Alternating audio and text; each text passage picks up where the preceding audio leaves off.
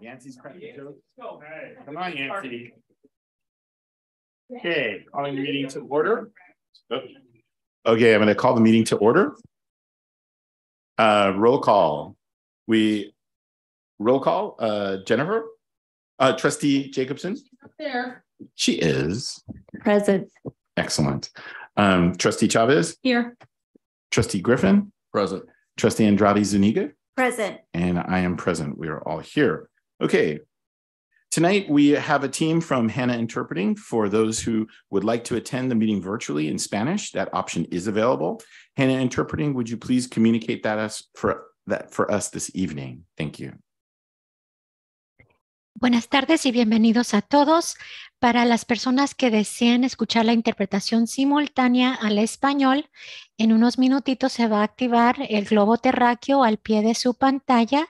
Les pedimos que elijan Language Interpretation, que es interpretación del lenguaje, y luego seguido por Spanish o español, para que así puedan acceder ustedes a la interpretación simultánea al español. Muchas gracias. Thank you very much. All right. If you wish to view closed captions of this meeting, please view the meeting on the San Mateo Union High School District Board Meeting YouTube channel. The link to the YouTube channel can be found on our website. You may view captions in English as we stream live tonight, and you may view the captions in a variety of other languages if you choose to watch after this meeting has ended. Viewers may request additional accommodations by calling 650-558-2201. For our deaf and hard of hearing community, we have a team from Hannah Interpreting Services, and they will be interpreting our meeting this evening. We would like to ask everyone to speak clearly and at a reasonable pace, I'm trying, for our interpreters. Thank you. Okay, Pledge of Allegiance. Anyone want to do the pledge tonight? Yancey, go for it. To the flag of the United States of America, to the republic for which it stands, one nation, under God, indivisible, with liberty and justice for all. Way to go, Bruin. All right. Okay. Report of actions taken in closed session. In closed session, the board, upon motion of Trustee Griffin and seconded by Trustee Andrade Zuniga, moved to approve to postpone the expulsion hearing of one case with a vote of 4-0 with one absentee, Trustee Chavez. Public comments, if you are joining us in person and wish to make a comment about an agenda item or during public comments section at the beginning of the agenda, please fill out this request to address the board form and submit it to the secretary. This form will be given to the secretary before the agenda item begins. If you are joining us virtually, use the raised hand feature on Zoom to make a comment. You'll be admitted to speak as a panelist during your public comment period. The board president will call on you, and please note that comments are limited to 3 minutes. The board president may increase or decrease the time allotted for public comment depending on the topic and the number of persons wishing to be heard. Governing board comments, is there anyone who'd like to speak quickly and shortly? President Land. Just kidding. President Land. Yes. You have public comment. Oh, there is one. Okay, I apologize. There is one public comment in the audience before we go to governing comments. Richard Fern, come on up.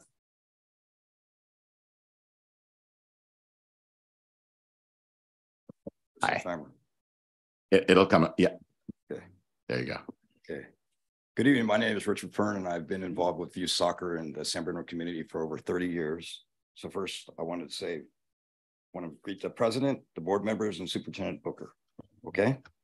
So first off, I want to thank the staff for granting us use of Crestmore, which we have been using for over 40 years. I just wanted to bring to your attention a few things. After COVID was under control and we returned to play, we worked hand in hand with your maintenance staff to get the fields back to normal, safe place for everyone to play. So I wanted to point out to the board, thanks to Yancey, Linda, Brad, and Joel, who's your head of maintenance. They were all great to work with, and you're very lucky to have those great people working for the school district. So I just want to give them thanks because they don't thank enough. So I just want to let them know that. We all know that the Crestmore site is in escrow, and the soccer community will have a new landlord sometime this year. I was before the board in the past when we were reviewing to actually put the property up for sale. And at that time, so I was here to answer questions and everything for the board. And Mr. Scully at the time had asked the San Bernardino community for our support, which we gave. Over time, the board approved the site for sale. In discussion with Kevin and Yancey, we were giving access to Cappuccino Fields before COVID. We discussed with Kevin and Yancey a set fee we pay for the use of the fields. We'd pay a set fee for 6 months, similar to the agreement we had for years with the use of Crestmore Field, the San Bernardino community, and Park and Rec, and now the school district. I was promised by Mr. Scully we'd be able to get access to the fields when the school wasn't using them for school functions. We had a meeting and walked the site with staff and Kevin during construction. I was at the school this week and was informed we can now have access, so thank you very much, to the fields, but now we have to pay a much higher rate than what was promised and we paid in the past. I know we need the board's approval to continue the previous rate that was agreed upon by Mr. Scully at the time. But he also pointed out to me, he can't make that agreement, only the board can. So right now, with all the rain and Crestmore Fields are closed, we do not have a place to play. We are a nonprofit club and have no paid coaches. I'm involved with the soccer community on AYSO and also the competitive side of soccer. And we're the least expensive club to play anywhere on the peninsula, actually in this area. We'd like to continue to do that. And the only way we'll be able to continue that and continue what we've had for over 40 years is get the board's approval to what the rate was, which was promised to me by Mr. Scully at the time. And when the Crestmore site actually gets converted, we're going to need a place to play. So we got to try to see if we can the access will Cappuccino will have to work. I want to thank you for your time tonight. And just wanted to say we want to have a safe place to play in San Bruno for the community, which we have enjoyed for over 40 years. Thank you for your time tonight. Thank you so much. And just a reminder, since it's not an agenda item, we can't talk about it. Well, I understand that. Okay. I'll talk to you, Mr. Yancey. Yep. Okay. Thank you. Thank you so much. Okay. Governing board comments. I have some comments. Okay. Leah. First, I want to acknowledge that the land that we're on, which we currently occupy, is the traditional territory of the Ramaytush Ohlone people, who are the original inhabitants of the San Francisco Peninsula. I wanted to observe Women's History Month this month, and I want to, thank you. Sorry about that. Thank you. I just want to make sure that we acknowledge all women, transgender women, unhoused women, brown and Black women, Indigenous women, all women, disabled women, when we think about Women's History Month. So many people are not included, and it's important that we acknowledge this for everybody. On the 25th, Saturday, there will be the Oye conference from 9 to 3 at Cañada College. There is a website for Oye, and you can register there. And there's information on our website, and it's being circulated, I believe, in a lot of the different correspondence that goes out to all of the district.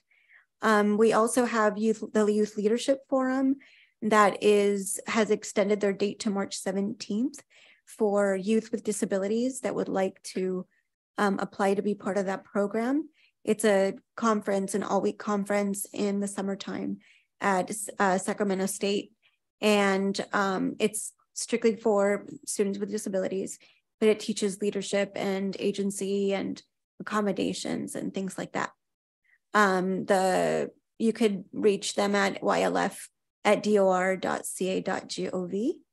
I was able to attend the art exhibit last week, which was pretty amazing. We have some really talented students, and I'm really grateful for our district to give our students such great opportunities for self-expression. So that was really awesome. And I believe that those are all of the things I'd like to say today. Thank you. All right. Thanks. Okay. Anyone else would like to talk? And nope. Okay, we'll pass. Oh, Trustee Chavez. You said brief, right? Well, brevity is not my strong point, but I'll try to make it Okay, brief. time's up. No, hey. Okay, moving on. So, sorry. Terry, please go. A few of us, including yourself, attended the San Mateo School Board Association dinner and meeting on February 27th. I thought it was very great. It was excellent. We had school board members and superintendents from around the county attend. I also attended elementary school PTA Founders Day a few days ago as well. I was a past recipient, so I keep getting invited to that. I love our elementary school feeder districts as well. Tonight I attended the Cappuccino open house. Even though it was really storming, raining everywhere, we had student volunteers out there with umbrellas and maps and helping all the parents find their way to the classrooms of the respective buildings for the open house. And I thought that we just have amazing student body out there helping in the rain, shuffling people. Most of us got wet out there, but it was great. So kudos to the staff out there in the rain, and kudos to the students who are helping the parents find the buildings and the classrooms too. So that's my report out. Thank you. Excellent. So I'm just going to echo the Latin Youth Conference, the OYE conference. It's their 11th annual bilingual conference, and it is at Kenyatta College on Saturday, March 25th. The registration, you can actually, I'm going to actually post this somewhere and get this out. And I just want to acknowledge that because I thought we were going to have somebody talk about it. So the dinner was great. The equity dinner was great. And that's all I have for tonight. President Land, I forgot one more thing. Okay. March 16th is the unveiling of Freedom's Threshold at Gateway at Millbrae Station. It will be an unveiling of the Harriet Tubman memorial there. So people that are interested, they do have a website. So it's the Freedom's Threshold at Gateway at Millbrae Station. It's the 16th of March. Okay, thank you. All right, moving on, the communication to the Board of Trustees. The only thing is the 2022-23 first interim report and district profile. Is there any comments or? Okay. Recognition, I'm going to turn it over to our Superintendent Booker. Thank you very much, President Land. So this evening, we're here to present that March is the National Developmental Disabilities Month. It's a time to recognize and honor those with developmental disabilities and reflect on the progress that has been made, but also ask what more can be done to uplift the members of our community with developmental disabilities. The theme of this year's Developmental Disabilities Awareness Month is Beyond the Conversation. And I think this is a perfect statement to drive us forward in our work serving the students in our community with developmental disabilities. And I'd like to hand it over to Trustee Andrade Zuniga for a few comments. Thank you. So also in observance of Women's History Month and Disability Awareness Month, we unfortunately lost Judy Heumann, which was a pioneer in the disability rights movement. She was considered the mother of disability rights. She passed away over the weekend, and yesterday was her memorial. It was really, her life was super rich in a lot of the advocacy and a lot of the work that she did to ensure the rights of all people with disabilities, from suing the the Board of Education for not allowing her to become a teacher because she was disabled. She also stopped buses and because they weren't accessible. And she was influential in the signing of the American with Disabilities Act. She also was very instrumental in the Rehabilitation Act's Section 504. So we really owe her a lot of what we have now in terms of disability rights and in education to Judy Heumann. So I would like to dedicate this proclamation to her and to our entire disability community. Thank you. Superintendent Booker. Yeah, so I'll read the proclamation. Whereas National Developmental Disabilities Month, observed throughout March, is a nationwide event to raise acceptance for the inclusion of all people with developmental disabilities and to continue to address the barriers that exist. And whereas recent estimates in the United States indicate that 1 in 6, or about 17%, of children aged 3 through 17 years of age have one or more developmental disabilities, 1.3 billion people globally.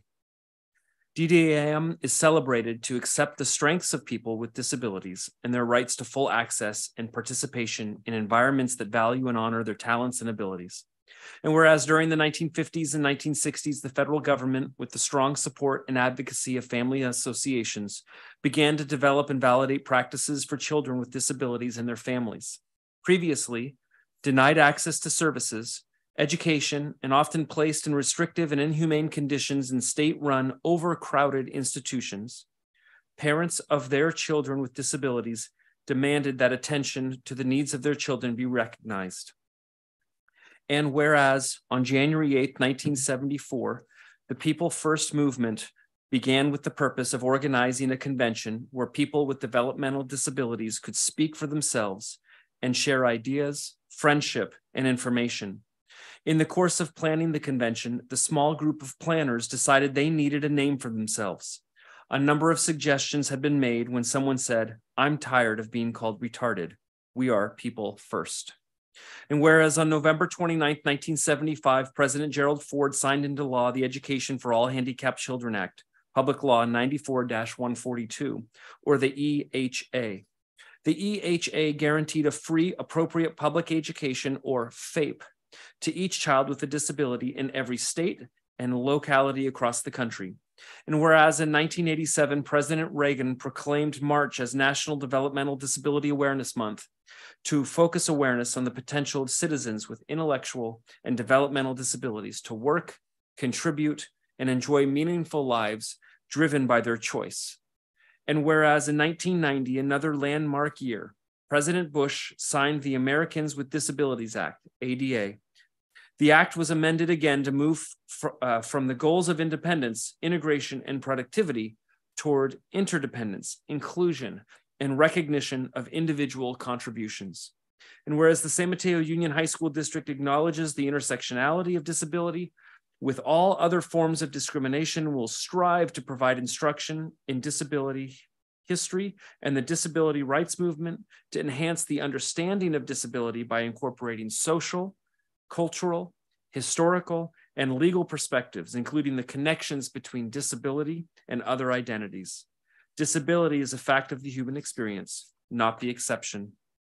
And whereas the San Mateo Union High School District prioritizes the support and education of its 189 students served in our Bay Academy and Bay University programs to reach their full potential.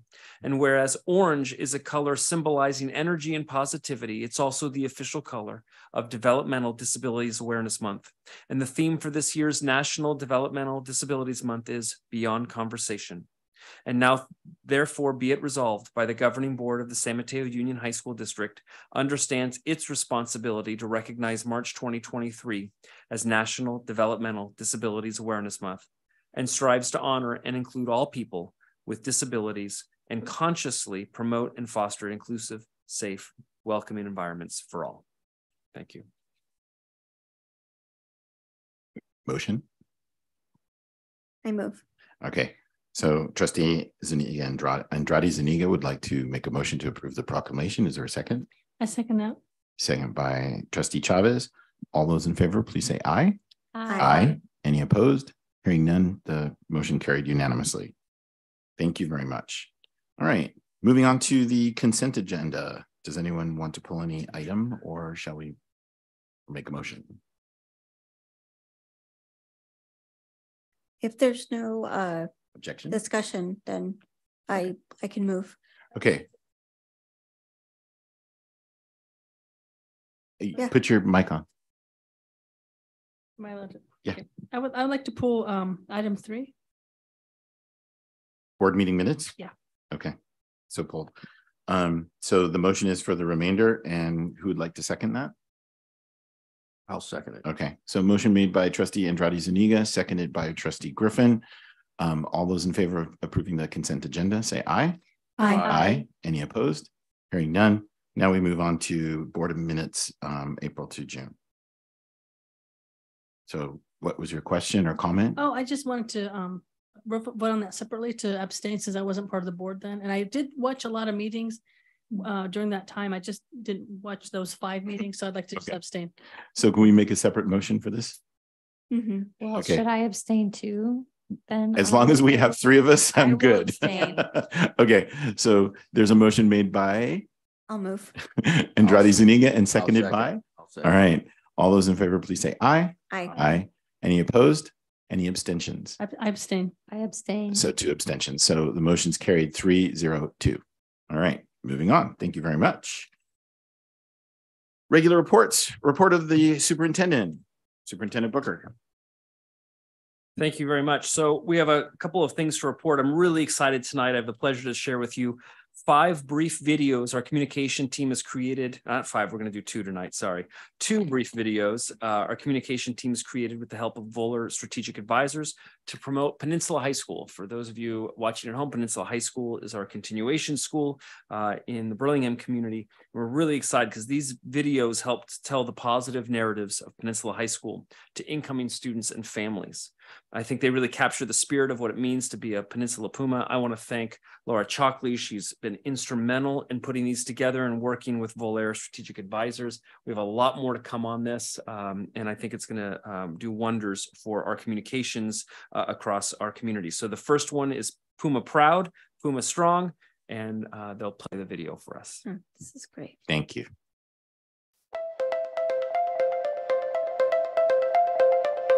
I really pride myself. I've been here for 13 years now, and it's a school family. We are not just a school community, but it is a family. And a lot of our students lack the ability to feel really connected to a school and haven't had that true experience. So our goal is to be able to actually give them an opportunity to redefine who they are as students so that they can be more successful through us providing them with all kinds of support, not just academic, but providing the students and their families with the resources and support they need so that they can focus on being successful. What I like about Peninsula High School is the teachers and all the students that come here, because I feel like since it's a smaller community, I'm closer with my teachers and stuff, and they help me out a lot, and they help me succeed. The students receive a lot of support. They're never left out. We always help every kid. If they need help with something, we always guide them to the right teacher, right staff member, and we don't want them to feel left out, never. CT is really important. It's career technical education, and what makes it special is that, for any student when they graduate from high school, they can have a diploma, but what does that diploma mean? And I think what makes CT classes special is this idea of that it's experience, it's learning. The one that has been around for a while is the Food and Hospitality program.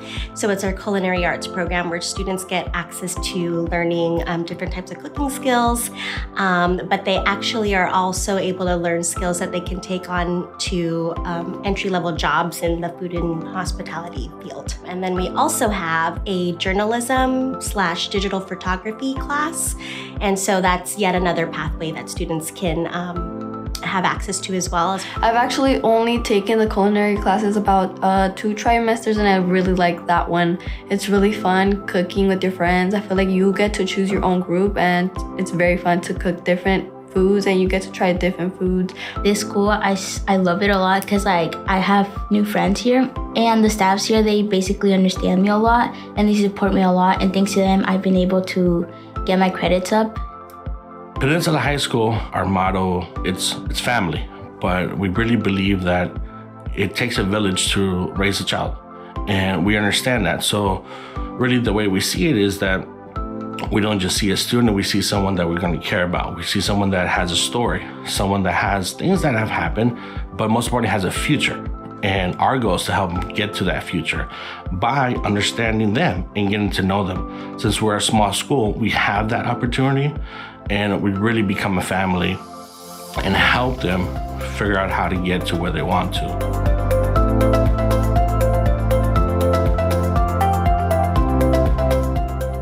So as they're loading up the next video, this next Spanish video is a perfect example of what we call trans-created content, or direct storytelling to multilingual audiences that capture the nuances of messages being communicated. PHS staff have confirmed this will be a powerful tool for Spanish-speaking Peninsula families.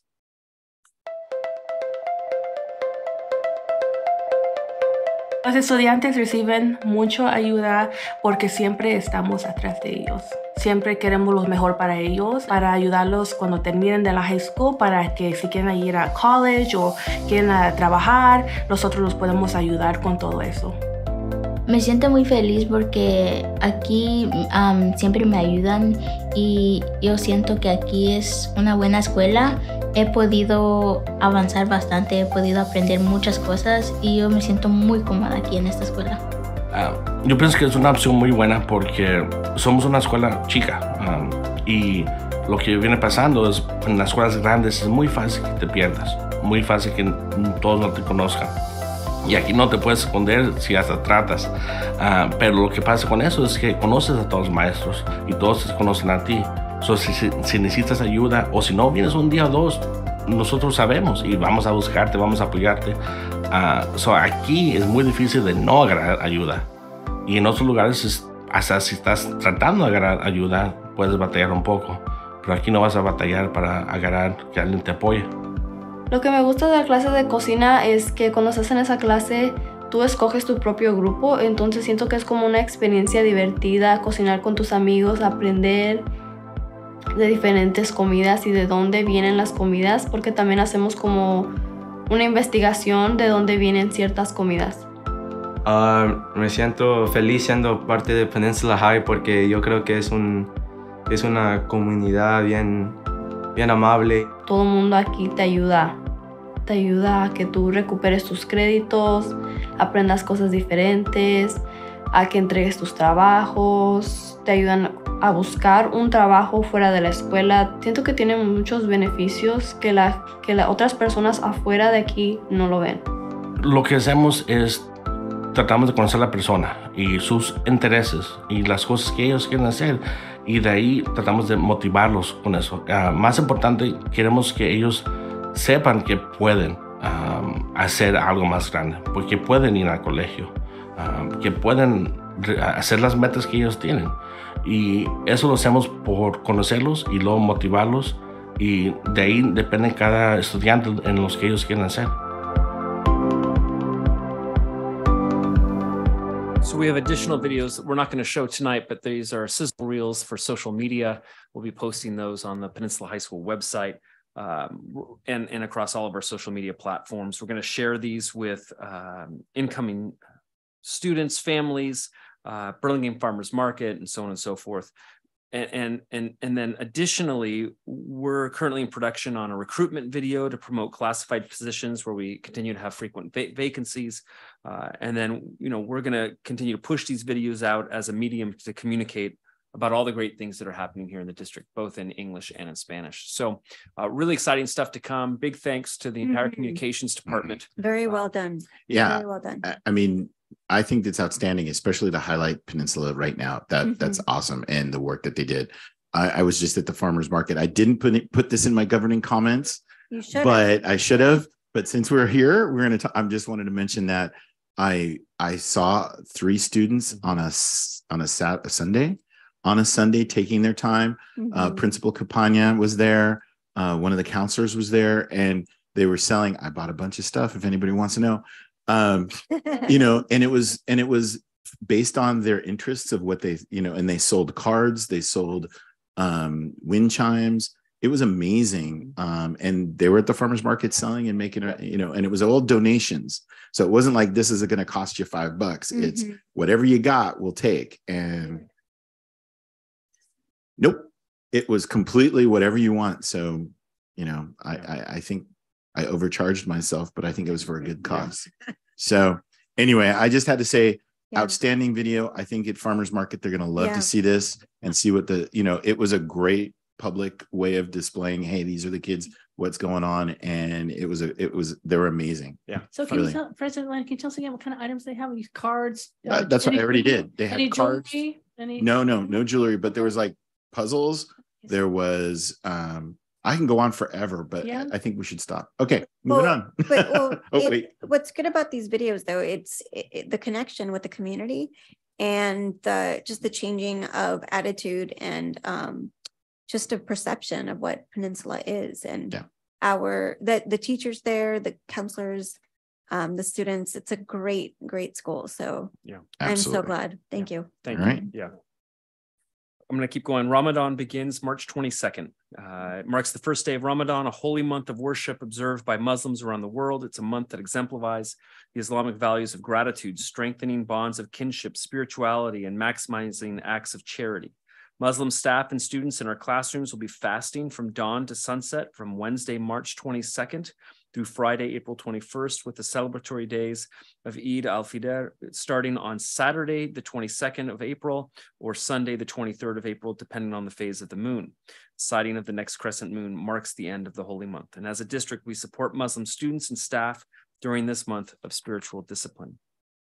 Our next topic very quickly is March is National Athletic Training Month. This is celebrated every year in March to recognize the expertise and efforts of our athletic trainers across the globe, and is dedicated to all those who play a vital role in the development and healthcare of athletes at various levels. And we celebrate and recognize our amazing athletic trainers at our 6 comprehensive schools.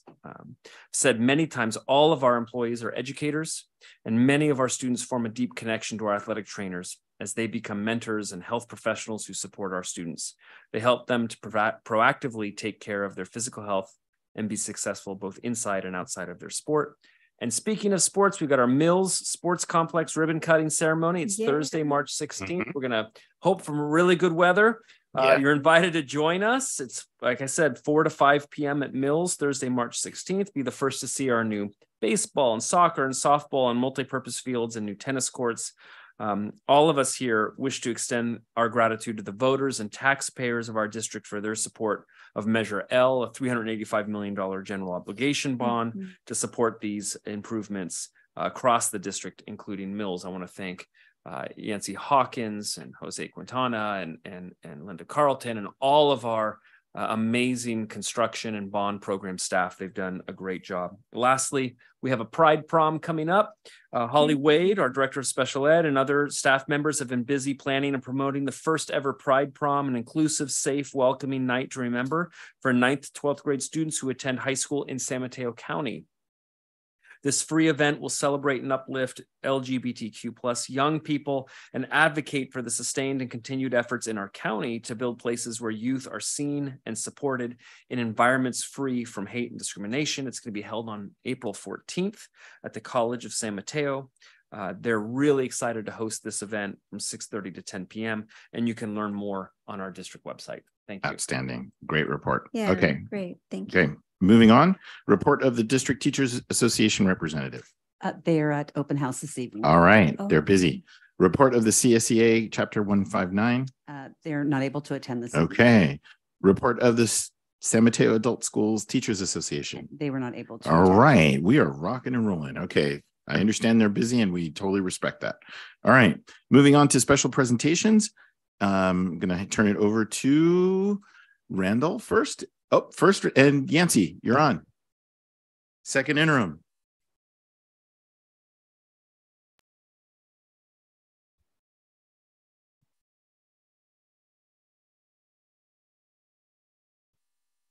All right. Thank you so much, President Land, trustees, Superintendent Booker. I'll start out by thanking in the back, Valerie Miller and Vanessa Castano. As we've noted before, they do all the heavy lifting on this, and I get to come in and give you and talk to you guys. So I know you know, but I just wanted to thank them for all their hard work. It doesn't go without notice, and we appreciate that. So second interim, we're at the time of the year where we really kind of shift all of our focus being on the current year, and we really start looking towards the next year. We still have an eye on the current year, but budget development is in full swing. We'll have our budget development study session coming up here in April. And so we're moving ahead. So tonight I'm going to go over our key themes and takeaways.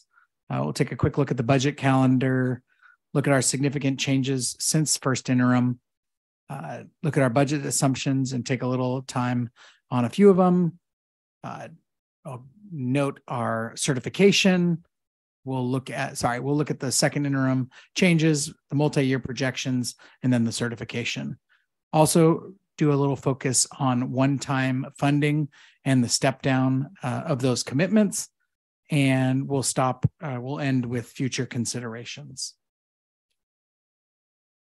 So if you only listen to me during one slide, this is the one, this is the key one here. So here are key themes and takeaways. We have significant commitments in positions, which is over $3 million annually in COVID-funded positions. These are very important positions, really supporting and helping our students with the impacts of COVID. But that funding is scheduled to sunset. And so you'll hear a little bit more in the presentation about the plan to step down those positions. The second is we continue to have negative pressure from state mandated pension rates, STRS and PERS. In fact, in the most recent PERS circular, they projected that the PERS rate next year would increase by over 1.6%. So to us, that's almost $800,000 annually. We continue to look at inflation even as it starts to fall back, but we really look at those interest rate pressures. As this board well knows, our district's primary funding source is property taxes. The increase in those property taxes is mostly driven by turnover of property. Interest rates impact a little bit the cost of homes, but really impact the turnover of those homes. So we're continuing to look at that. We also are starting our negotiations with our labor partners, and increases are not included at this point in our multi-year projections. They will be included as we get farther along in that process. Second to last thing is the governor's budget, as we noted earlier, didn't have any material increases in funding for us and no significant new one-time money. But I will end with the district is in a very strong financial position to face any challenges that it will have moving forward. In terms of changes, for the budget calendar, we're at second interim. As you can see, this captures all financial transactions through January 31st. So all this information in my presentation really is information that was through January 31st. Our next scheduled presentation is the budget study session in April, and we move towards the estimated actuals and the budget adoption for 23-24 in June. Since first interim, not a huge amount of changes. We saw a small uptick in property taxes, primarily around our redevelopment agency taxes. In terms of staffing, we have health and welfare based on our actual open enrollment and selection of benefits. We have staffing based on actual employee placement, including any vacancy savings that we've had throughout the year. We have the actual staffing costs of the instructional leadership initiative that was noted at first interim, but not fully included. And then due to some needs in the special education instructional aid area, we have some increases there. In terms of one-time commitments, we have non-public agency, non-public school, NPA, NPS, and settlement increase current year about $355,000. And then we've allocated expenditures or allocations for the WASC accreditation process that we've started the process this year, and significant work to be done in the next year, but those are one-time allocations. We also have a few new grants, including the Arts, Music, and Instructional Materials Block Grant, and we always have local donations and grants budgeted as received. This is a large look at our major budget assumptions. It's a lot of information, but it includes a lot of good information. But I'll focus on a couple of key areas. So in terms of our assessed valuation, our second interim is in line with first interim, but in the out years, we have our 3.5% projection. We're pretty confident for 23-24, and we'll keep monitoring 24-25. In terms of projected enrollment, Don Scatena came with the enrollment projections last month, and as you can see, continuing a slow but steady decline in projected enrollment. As noted before, we've just started our negotiations later tonight. Kirk will be noting some things on negotiations, but we have not included any salary increases in the multi-year projections as that process starts. We'll update that number as we get closer to that. I noted CalPERS rate is going up, projected by 1.6%. Just to note again, that's approximately $800,000 annually, the cost of that. That is set by the CalPERS rate. This board has doesn't get to negotiate the benefits or the level paid for that. STRS rate right now is put at the cap, and that would take the action of the California legislature to change those rates. In terms of FTE, pretty consistent from first interim. Our overall is in line with first interim with those additional one-time allocations that I noted. In terms of the multi-year projection, the 23-24 year shows a little less than 1% excess in expenditures over revenues in the unrestricted side, and in 24-25, a little over 1% of excess of revenues over expenditures. Our certification that we're going to ask the board. Can you go back one? Yes. That last column is really supposed to be 24-25. Correct. Thank you. Okay. We'll correct that when we end up on that thing. Thank you.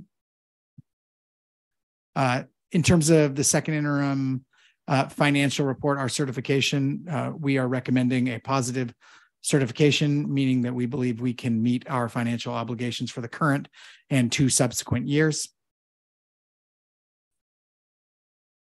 And we get into some one-time funding. This is a list of the major one-time fundings that we've received and still have.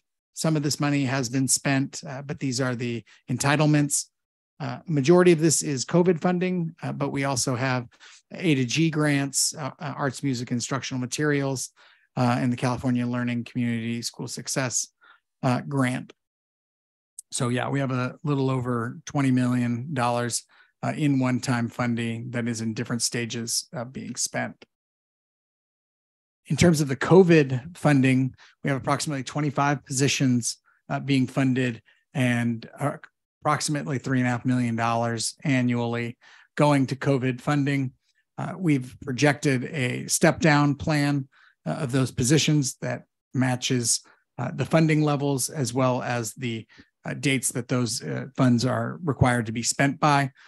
So we're projecting to a step down to about 20 FTE in 23-24, down to 11 FTE in 24-25, and down to 7 FTE in 25-26, and the remaining positions in 26-27. I want to be clear that this is our current plan. If there is additional COVID funding received by the district, that will obviously change our ability to potentially fund these for later. We've, as I've come to you many times and noted, the COVID funding is declining, and then the state or the federal government added some additional funding. So obviously we're gonna watch that. None was proposed in the governor's January budget, but we're gonna watch for May as we move forward. Overall, in terms of what are we watching, what are we looking at carefully? Property tax, out-year property tax growth. We're going to keep monitoring that daily. The phase out of one-time funding. We talked about the one-time funding that we'll be phasing out, including the eliminations of the positions funded by one-time funding. We have negotiations starting up. So obviously that has we're in a people business, so that has an impact on our overall financial situation. We'll monitor stirs and purs in the legislature to see if there's any increases there. Continue to monitor our enrollment and inflation and interest rates. Look at special education needs and costs. And one thing that this is new from first interim. I'm sorry, the San Mateo County Office of Education elimination of gateway program. Yes. That's not, that is not decided yet. I don't even know.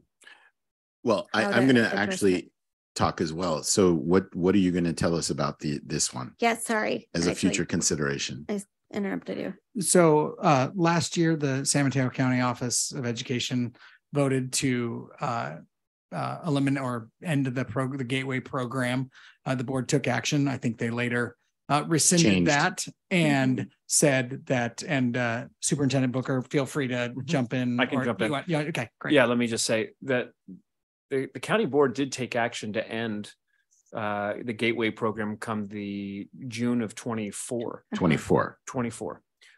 So we're in conversations with County Superintendent McGee, Sequoia administration, our staff about what gateway could look like either at a county level or even at a district level here. We recognize we need a gateway-like program for students. And so I think why this is placed under future considerations is that there's still costs involved with gateway, whatever gateway might look like come future.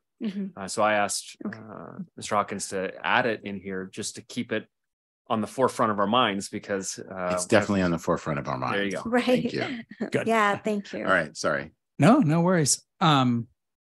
With that, I'm happy to open it up to questions. Sorry, sorry. Presumptive that question. No. Any questions? Okay, good. You're done. Bob, go for it. Just a couple of quick ones on the WASP. Quick ones. That's that 70,000 for the current year.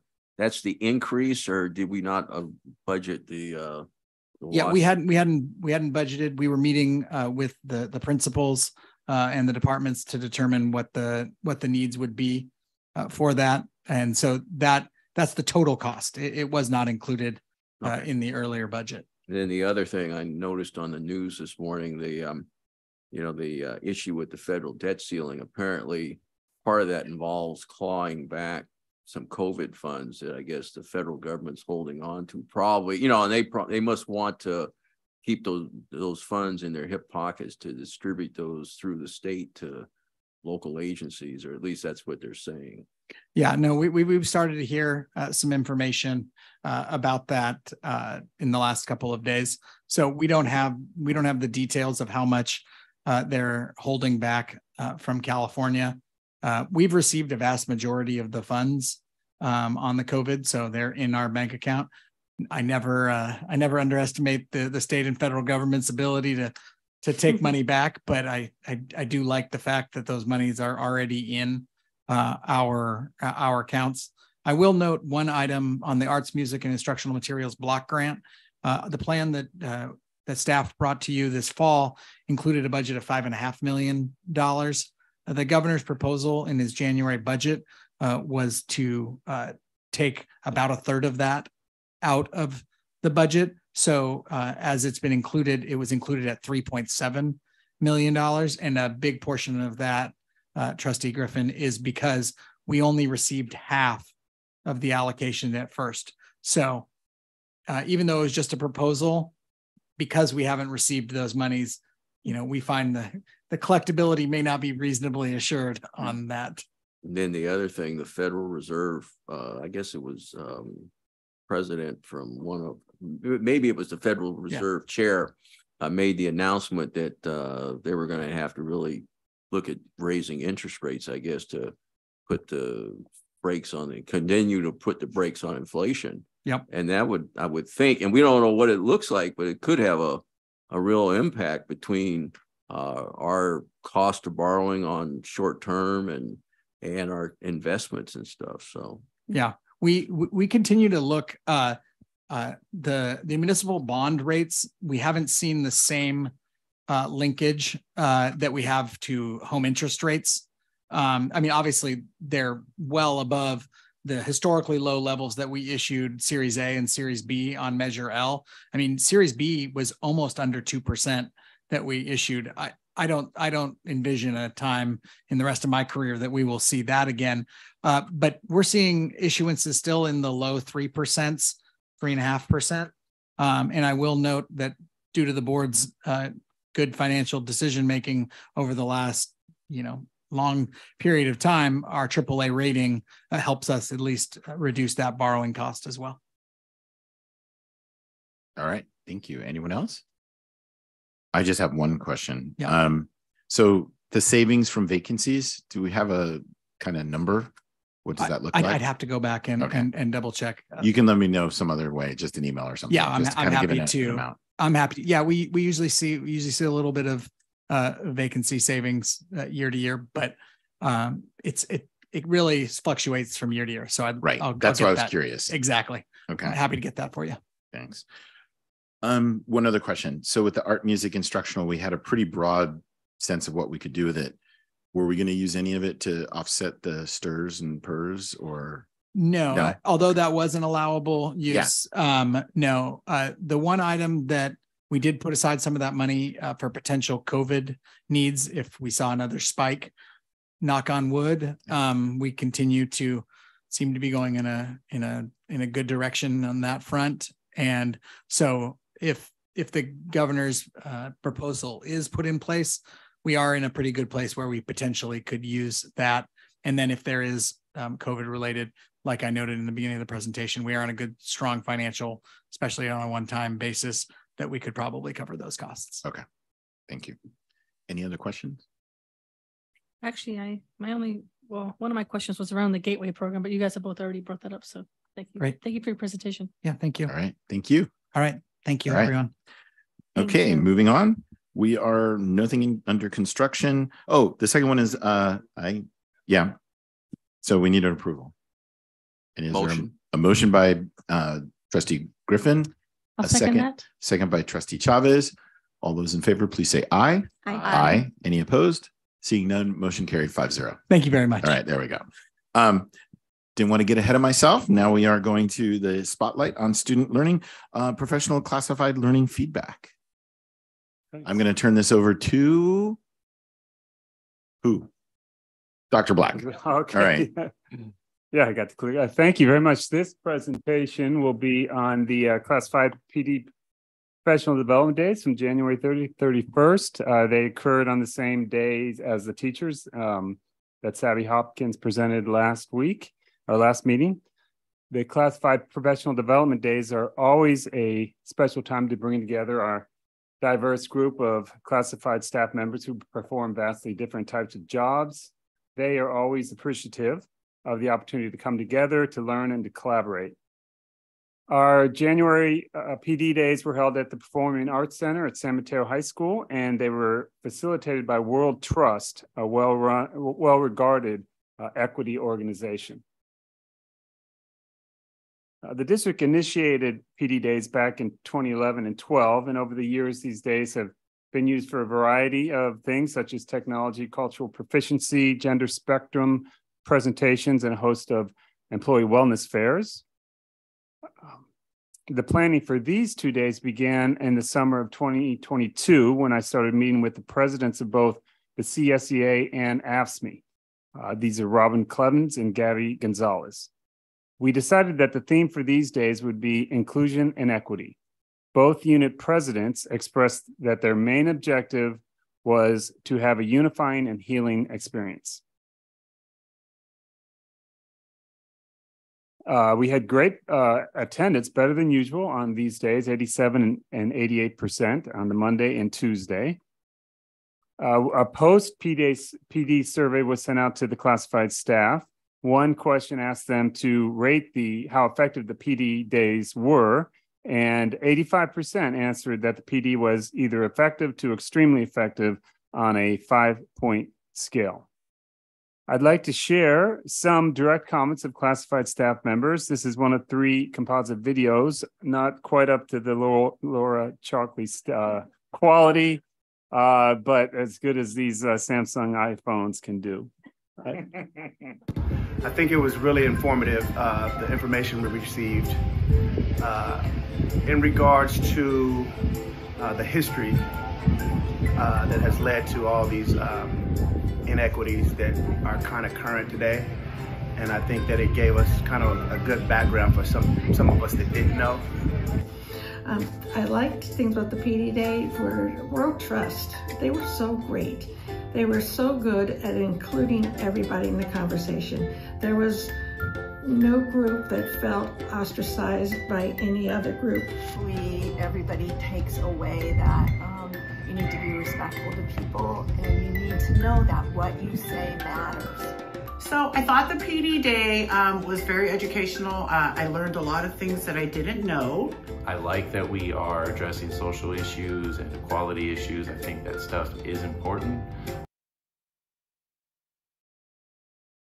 So our staff responses overwhelmingly indicated how uplifting it was to hear the viewpoints of each other and their colleagues and the commitments that they expressed towards inclusion and acceptance. The staff quotes on these slides are samples of that sentiment. The survey also asked staff to pick the most helpful parts of the PD out of the 5 main topics that were provided over the course of the 2 days. All activities were chosen by sizable percentages, with the most popular being the small group discussions with peers. These discussions were focused on equity and inclusion and based on prompts from the presenters.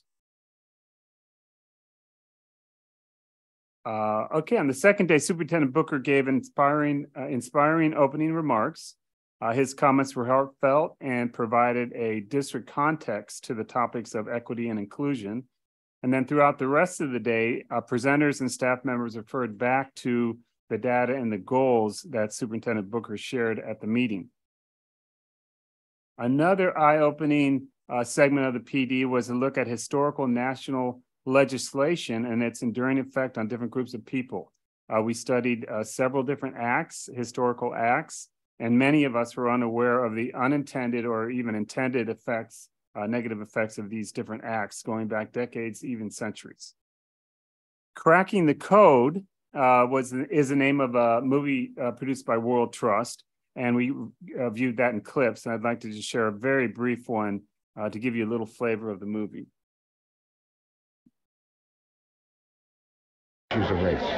Fact. Racially, we are almost completely the same. Ask an anthropologist.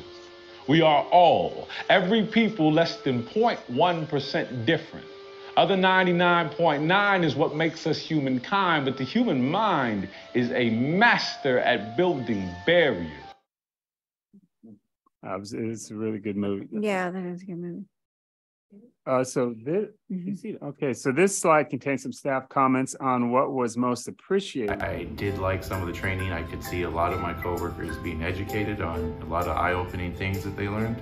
A lot of people don't know these things. We don't know everyone's story, but as a group, we could all come together and improve. Again, so the information provided is useful. It does give you insight you don't think about in regards to other people's feelings. But again, there's always more to learn. So the information, very useful. We enjoy gathering during the lunch and breakfast. I saw most of my colleagues and other classified enjoyed seeing them. So this was so well put together, just very happy with it. They wanted to see more of the movie because they had groups. It's like the Hawaiians having their property, their land taken away, and American Indians, and just everyone. It wasn't just a black-white thing. It was racist all over the place. As far as what I enjoyed from it, I also liked that we were able to discuss in small groups and talk about the topics that were discussed, or even individual topics if some of us have been through or experienced some of the inequities in our lifetime. But when it came time to break into groups, I broke out into someone who was sitting behind me that I never met. And so it was really nice to meet new people and learn that we're all in this together. We're really, you're not alone. So this slide has more pictures of our staff, and I do want to thank Laura Chalkley and Sarah Happich for taking all the pictures that capture the participation of the staff. I also want to say the logistics of the day went really well because of the facility manager of San Mateo High School, Donna Huna, and his staff, and also the general manager of facility use, Charlie Royce, and his auditorium staff. Thanks to them, the logistics went great. These are some quotes. The second quote there is about strategic questioning, which is a process that helps listeners really understand what a speaker is saying by them posing intentional questions that deepen the dialogue. And the exercise was very well received by staff. And this is the last clip about what the staff would like to see in future PDs. I like to be, we have a mixed group. I would like to be.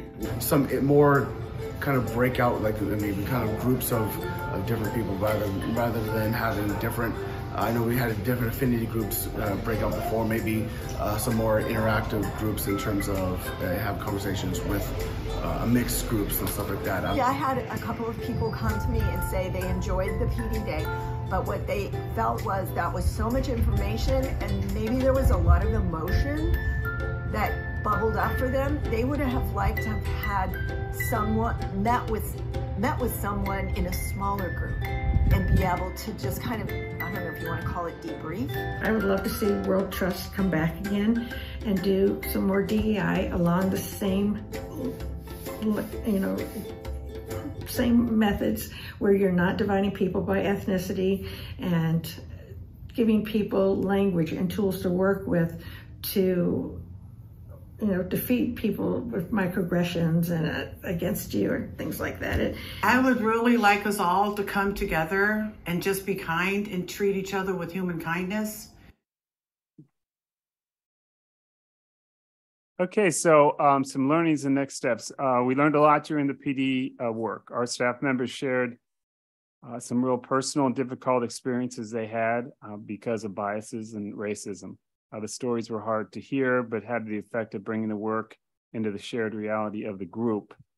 There were a few suggestions regarding a future combination PD with teachers around these same topics. As you heard, the PD was basically led in either a large group or many smaller groups, but the staff really enjoyed the smaller group opportunities. I think next time we would think about assigning seats so people aren't sitting with the same group of people that they work day to day with. I think that was, so the ones that were doing that and when we did do that, I think that was very effective. Again, the staff were amazed at the presentation of laws and acts that had different impacts on groups. And this historical approach was very effective and caught the attention of the group. So it's something that we'll keep in mind for the future. Okay, so I thank you very much for your attention and welcome any feedback either now or in the future. Nice job. Thank you, Dr. Black. It was very informative. Any comments or thoughts? No, I think we all agree that it was great to see the classified side. We got to see the certificated side, and it's great that it's hand in hand and it's connected. And I think it was really valuable. So I think we all share that. So thank you. All right, moving on.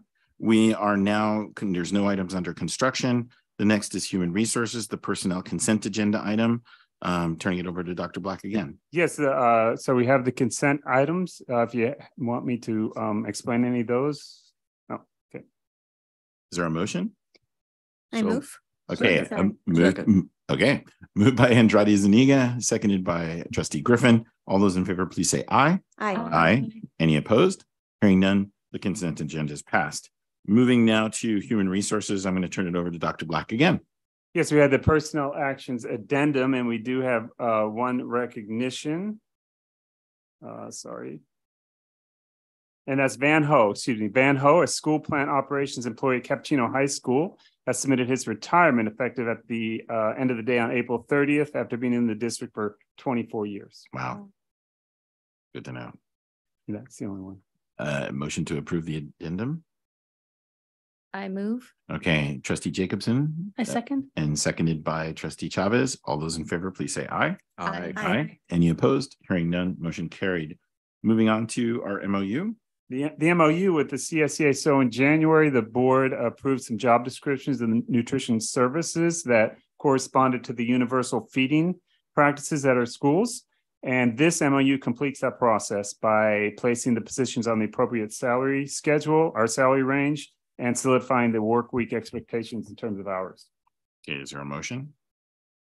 I move. Okay, moved by Andrade Zuniga, second. I second. Seconded by Trustee Jacobson. All those in favor, please say aye. Aye. Aye. Any opposed? Hearing none, motion carried.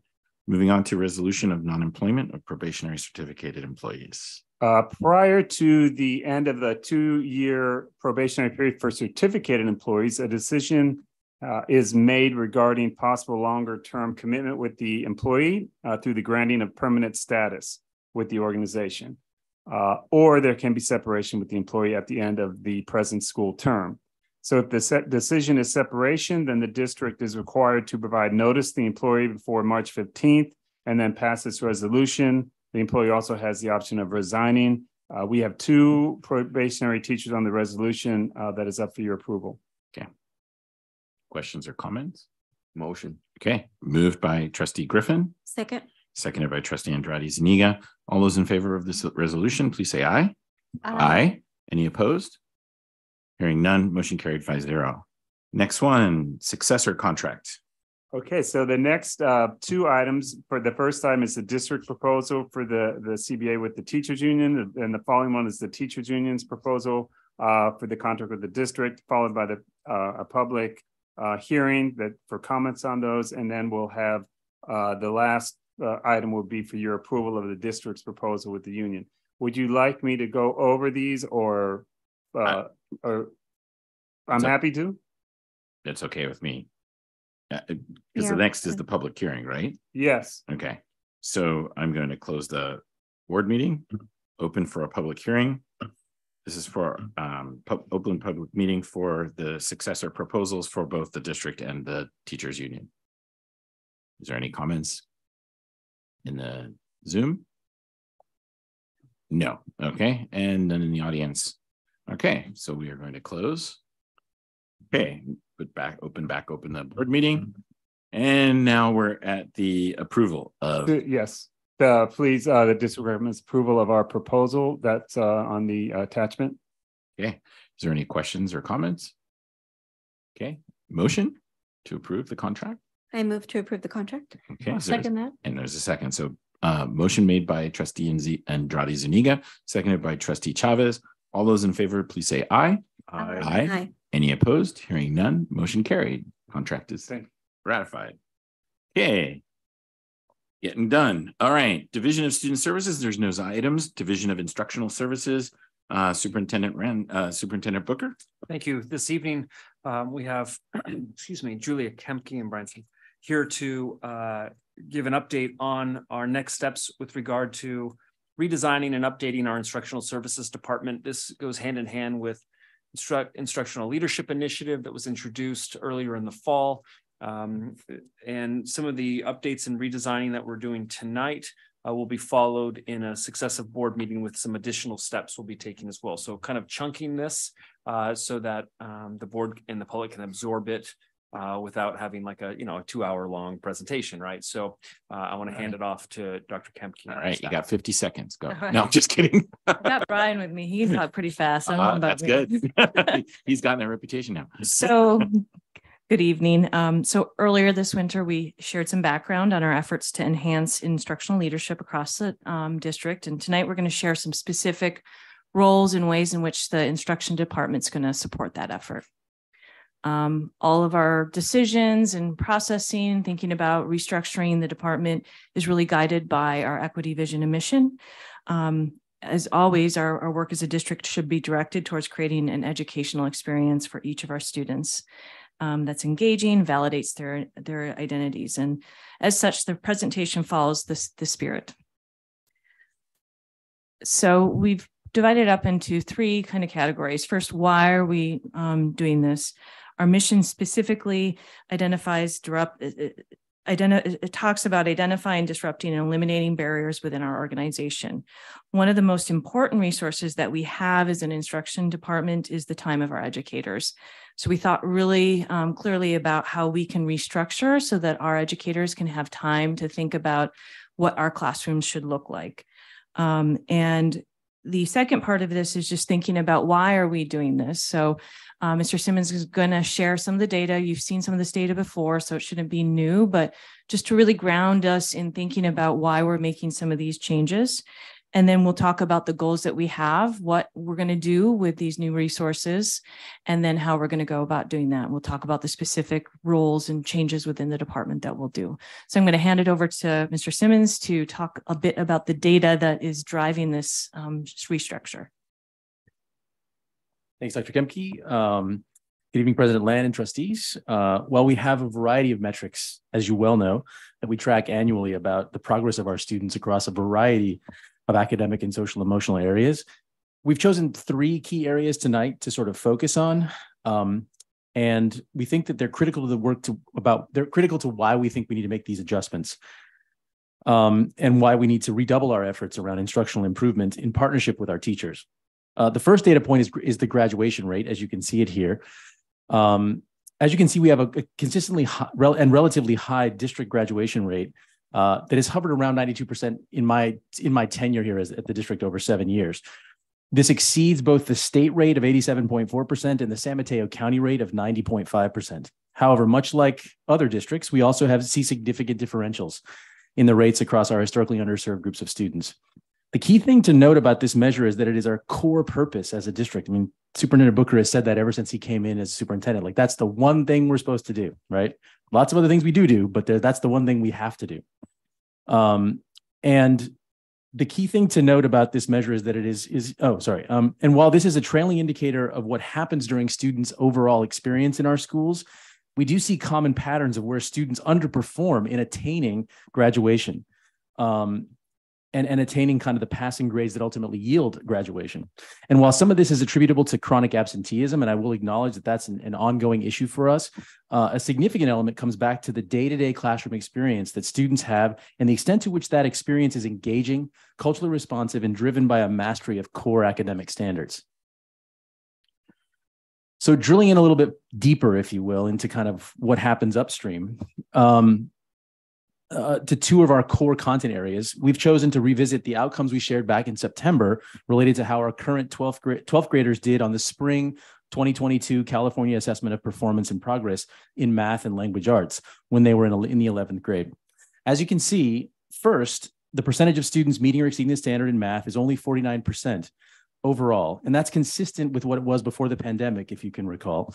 And actually significantly higher than the statewide percentage of only 27% of California current 12th graders met or exceeded the standard, and 41% in San Mateo County.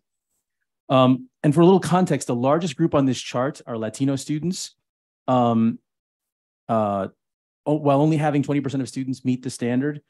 This is actually higher than the 15% of Latino students in the state of California and 18% in San Mateo County. Again, this is 11th graders who meet the standard across the state.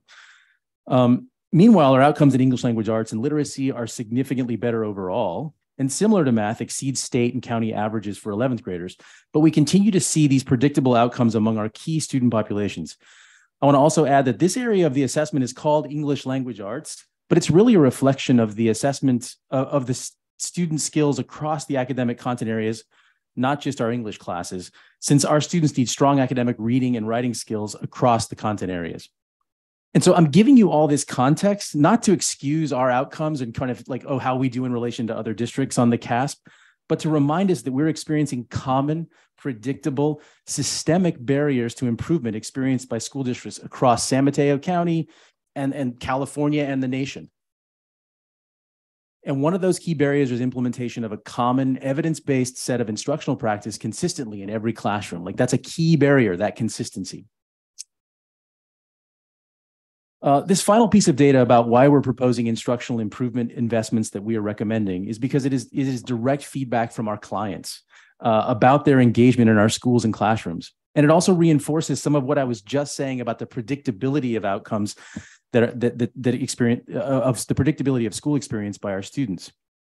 In the fall and again this winter, we administered our annual panorama survey. And in both surveys, which had about 75 to 80% of our students responding, we asked students across all the grade levels about how they felt about the relevance and engagement they had in their classes. And these two elements stood out to us. I should point out that there was pretty consistent response from across all groups of students across the district. And that this level of engagement is pretty common across the country among high school students. So our data set is actually connected to a broader data set in the nation, and most high school kids aren't that engaged by high school. However, while we might all pass this off as teenagers being sort of angsty teenagers, we also know that many of our teachers are working hard to make learning relevant and engaging, but that's not universal.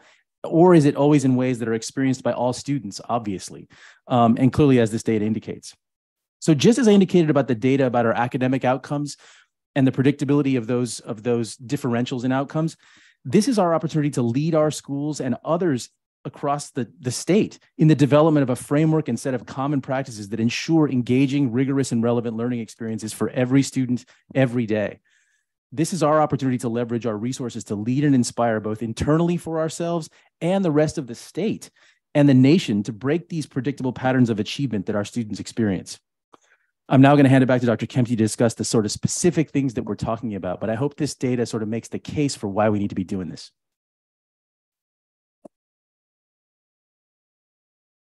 Okay, so we laid out the question is what will we do as a district to ensure that we disrupt some of those data points that we just looked at? And we've mentioned this already before, so I'm not going to go into depth, but this idea of an instructional framework really goes back to the research around collective expertise in an instruction that's consistent for students really is what the research shows and that we see in other systems works to enhance student learning. So having an instructional framework is the first step, but you can't just have a framework that sits on a shelf and that nobody does anything with. So we really have to dig into instruction and have a group of our teachers create model lessons, create model classrooms and educational spaces where their colleagues can go and see how we go about and make this instruction real for students. And a lot of it is about engagement. We know at high school, as Mr. Simmons mentioned, high school doesn't tend to engage student. And we see this through the research as they move through schools, as they get higher in grade level, their engagement drops, their motivation drops. And oftentimes that percentage of students who are proficient in math and English also drops. So we know there's a correlation there. So part of the effort is we need a consistent instructional framework that outlines the things that we know will make that engaging, rigorous environment for students. We need places for teachers to learn about that. So we need to build them within our district, relying on teachers that are currently in the classrooms. And then we need to make sure that we're following up and looking throughout our districts to find those bright spots and support that implementation across through equity class visits. Many of these efforts are going to take us a couple years, but it really does require us to start to think about how do we rely on the expertise within our district, as well as starting to think about, we'll think about where else we can visit to see some of these things happening. So we've done an instructional leadership team this year, and we cobbled it together with some of our coordinators and some of the individuals that we released from the classroom. And what we found this year is that it was really powerful. The group started to build out an instructional framework. They've done some classroom visits, but they need more dedicated time to think about instruction and really identifying a broad group of individuals who have experience in our district successfully serving all of those students that we know we haven't been serving. So identifying them, hopefully recruiting them to be one of the challenging parts about our effort here is oftentimes the best teachers do not want to be out of the classroom at all. And so really what we were asking for is a commitment of a couple of years for our teachers to build out teacher-created materials, teacher-led collaboration, and like I said, starting to build out some model classrooms, really based on strong pedagogical and content knowledge. So we have the individual teachers here. We're really fortunate as a district to be able to have high salaries, a good retain, we retain many of our educators. So it's just a matter of us leveraging them. So what are we going to do is temporarily increase the members of this instructional leadership team. We really want to be clear with our educators that this is a moment in time for us to build out the instructional framework, build out a model of classrooms where others can visit, and start to develop instructional and curricular materials through this effort.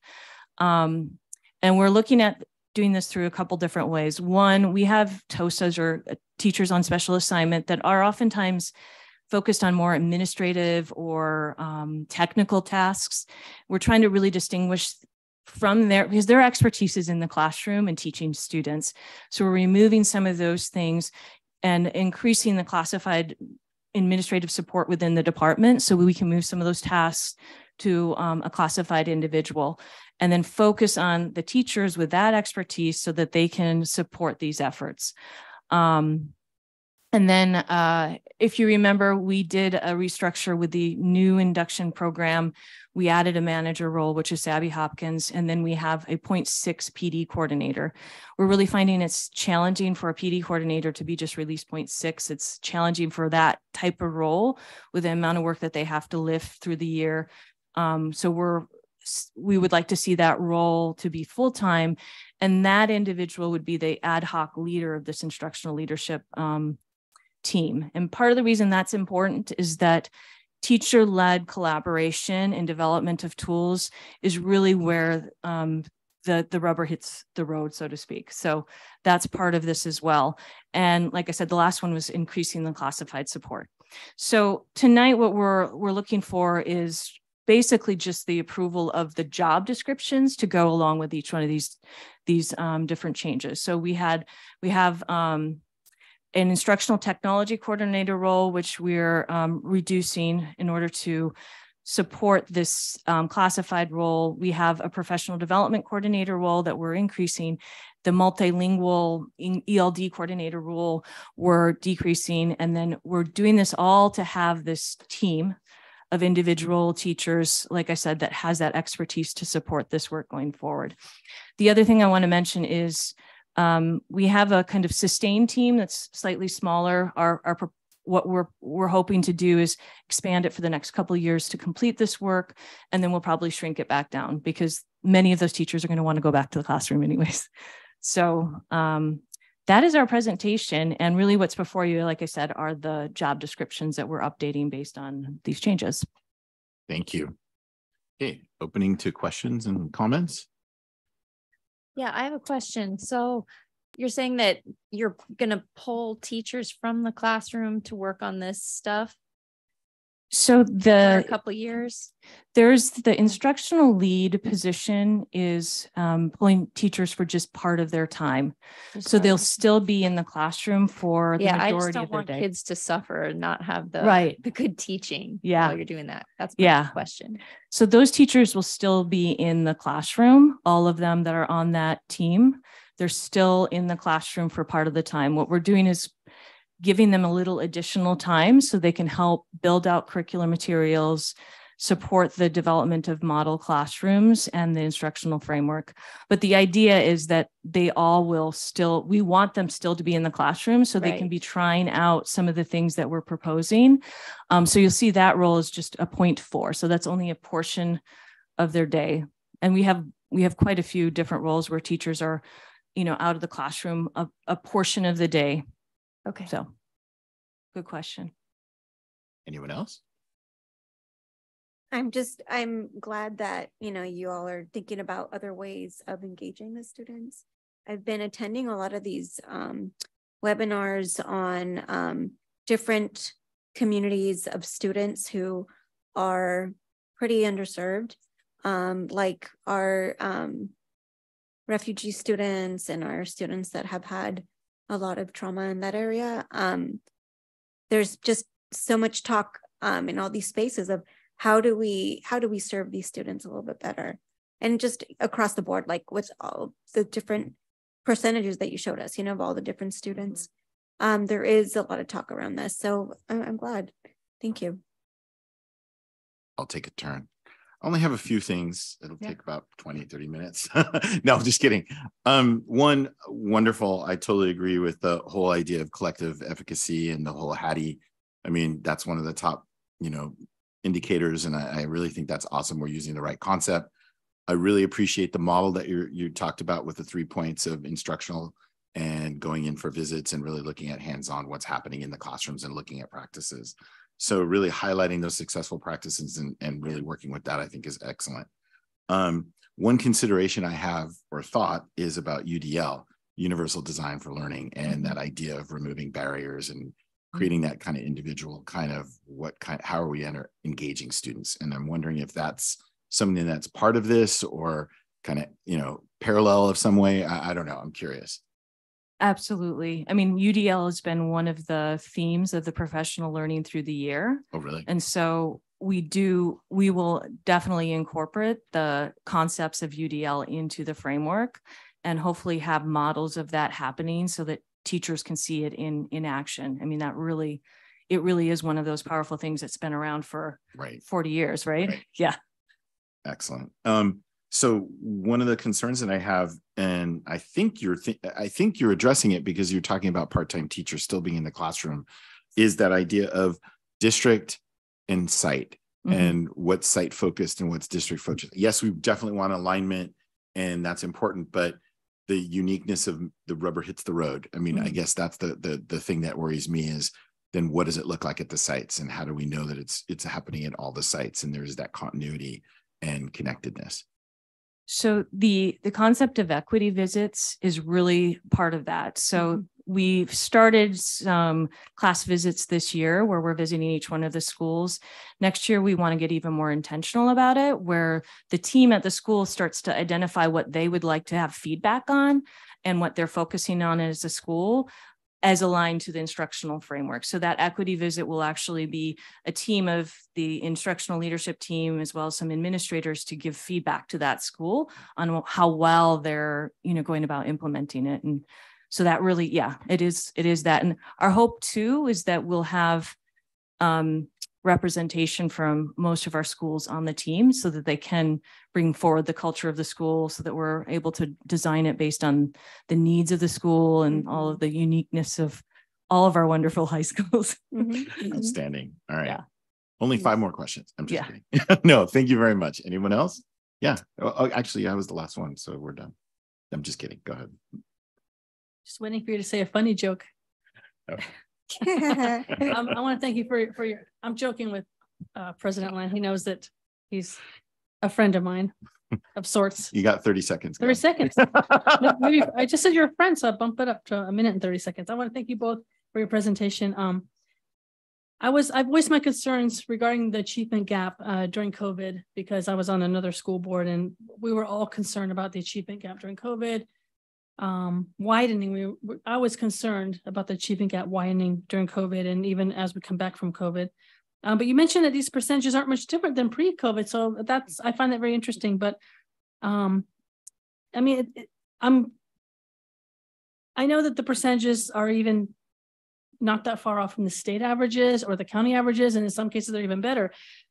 That doesn't mean that I'm not concerned about that a little less than 65% graduation rate for the multi-English language learners or the other percentages here regarding meeting or exceeding the state standards.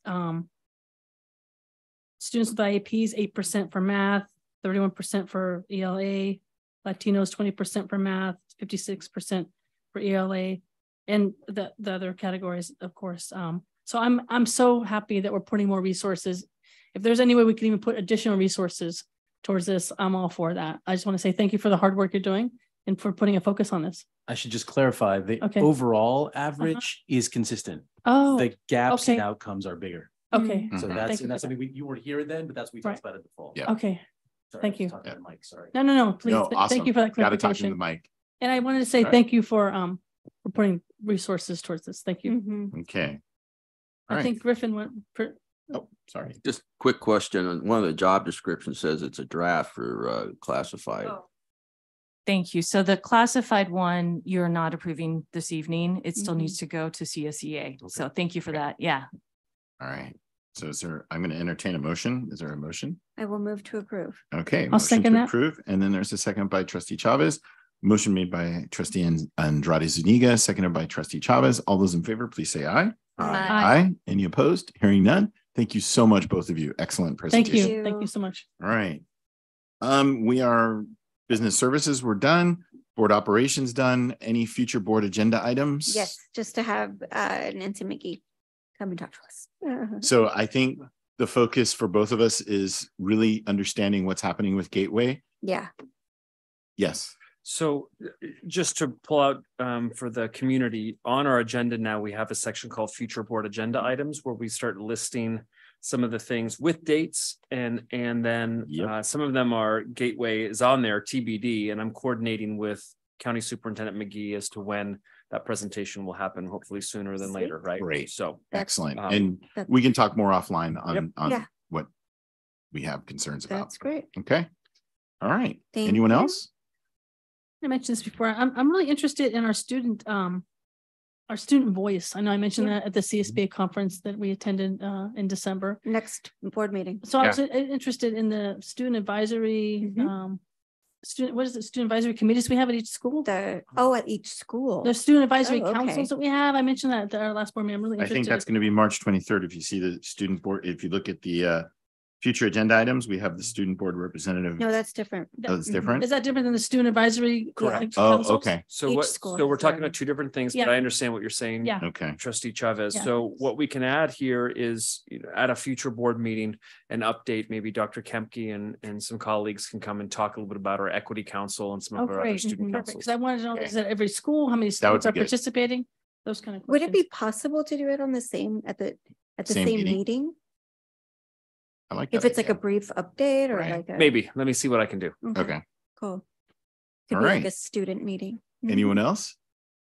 Okay. Well, then I'm going to call it meeting adjourned. Thank you. Thanks, everybody. Have a good night.